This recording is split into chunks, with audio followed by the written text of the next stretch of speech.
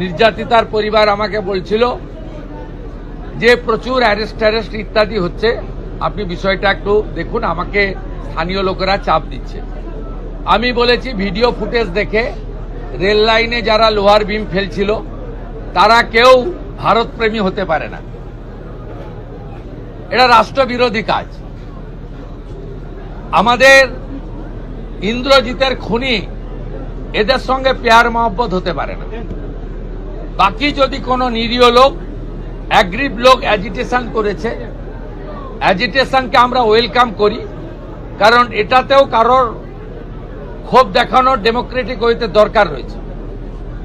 আমি আইজি সাহেব কঙ্কর বায়ুকে বিশেষ দায়িত্ব দিয়েছি যাতে কোনো নিরীহ লোকের উপরে কোনো রকম পুলিশি অত্যাচার টর্চার না হয়। যদি ভিড়ের মধ্যে ধরেও ফেলেন, তাদের যা সিস্টেম আছে এটা আমার ইন্টারফেয়ার করা উচিত নয়। আমি শুধু সাজেস্ট করেছি অ্যাজ এ হোম মিনিস্টার, যদি কোনো ইনোসেন্ট ফেঁসে থাকে তারা দেখবেন, আইজি সাহেব বিশেষভাবে দেখবেন।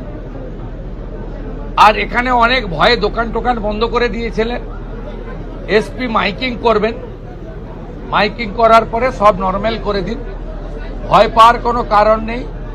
খুনিরা, ধর্ষকরা, রেল লাইন যারা ভাঙতে গেছিলেন তারা ভয়ে থাকুক, ভয় পাওয়াটা স্বাভাবিক, তাদের শিক্ষা দেওয়াটাও আমাদের কাজ আইনি পথে।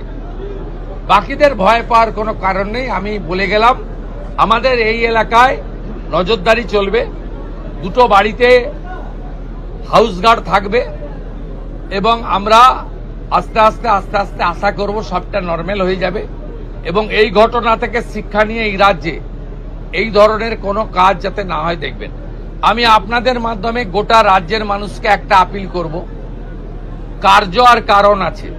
যে কার্য হয়েছে হিনিয়াস ক্রাইম, এর পিছনে আমি মনে করেছি বেআইনি মদের ঠেক, বেআইনি গাঁজা, চরস, মাদক, এটা একটা বড় কারণ।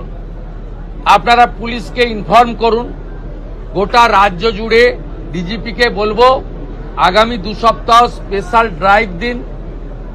ব্যাটালিয়নে থাকা লোকজন, আমাদের যেখানে পুলিশরা ডাইরেক্ট কাজে নেই, নর্মাল থানা ওয়ার্ক অনেক বেশি থাকে, তাদেরকে বিশেষ অভিযানে লাগান। সিওদেরকেও এক একটা জেলা দিন।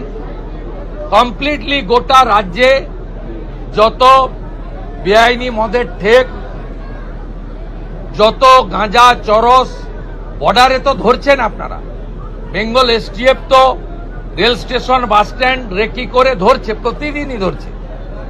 কিন্তু একেবারে রুরাল এলাকাতে, গাঁগঞ্জেও এটা একদম সম্পূর্ণ উপড়ে ফেলা দরকার রয়েছে, যাতে এই সামাজিক দূষণ থেকে আমরা আমাদের পরিবেশকে বাঁচাতে পারি।